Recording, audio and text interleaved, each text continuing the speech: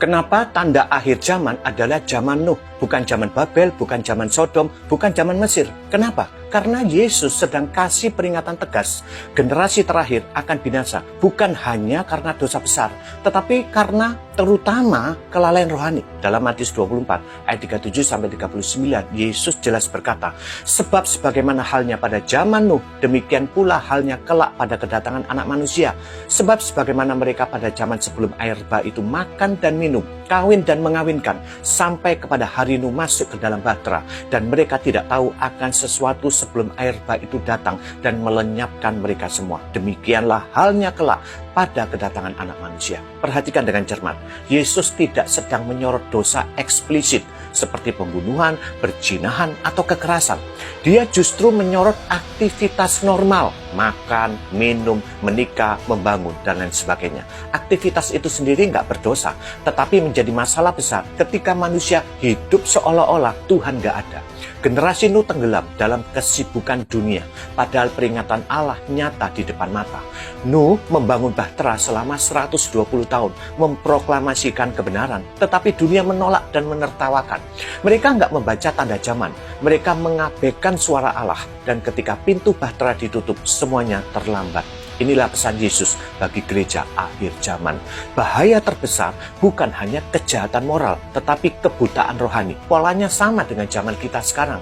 Banyak orang Kristen sibuk dengan karir, bisnis, dan kenyamanan, tapi kehilangan kepekaan terhadap agenda kerajaan Allah.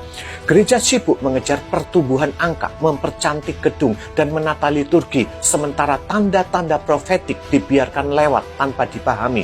Peperangan meningkat, krisis moral semakin dalam, Israel memanas, teknologi berkembang melampaui ekspektasi, dan Injil diberitakan ke seluruh dunia. Semua tanda zaman ada di depan mata, tapi banyak orang Kristen hidup seolah-olah semuanya baik-baik saja. Yesus menegaskan bahwa kedatangannya akan mendadak. Sama seperti air bah menghantam dunia yang tidak siap, demikian pula kedatangan Kristus akan mengejutkan banyak orang. Gak ada pesan peringatan tambahan, gak ada apa-apa. Saat pintu bahtera ditutup, kesempatan selesai. Bahaya terbesar bukan hanya pada orang dunia yang terang-terangan menolak Injil, tetapi juga pada orang Kristen yang merasa nyaman hanya karena aktivitas agamawi, padahal hidupnya jauh dari pertobatan sejati. Zaman Nuh mengajarkan satu kebenaran super penting. Keselamatan hanya ada di dalam bahtera. Di akhir zaman, bahtera itu adalah Kristus sendiri. Gak ada keselamatan di luar Kristus. Bukan pada gereja tertentu, bukan pada pelayanan tertentu, bukan pada ritual tertentu. Hanya mereka yang berada di dalam Kristus yang diselamatkan. Yesus berkata, akulah pintu, barang siapa masuk melalui aku, ia akan selamat. Yohanes 10 ayat 9. Karena itu, ini waktunya berhenti bermain-main dengan imanmu. Waktunya gereja bangun dan berjaga-jaga. Waktunya berhenti merasa aman hanya karena pelayanan, gelar rohani, jabatan, atau rutinitas ibadah. Kita dipanggil hidup dengan kesadaran kekekalan, bukan larut dalam kenyamanan fana.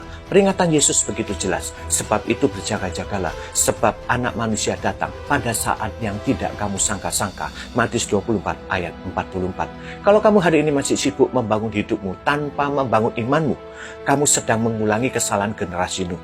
Jika kamu sibuk merancang masa depan di dunia ini, tetapi mengabaikan masa depan kekekalan, kamu sedang berjalan ke arah yang sama dengan mereka yang pintu keselamatannya akan ditutup. Gak peduli seberapa sukses, populer, atau sibuknya kamu, satu pertanyaan paling mendesak yang harus dijawab sekarang adalah, apakah kamu sudah ada di dalam Kristus atau masih di luar bahtera? Pikirkan.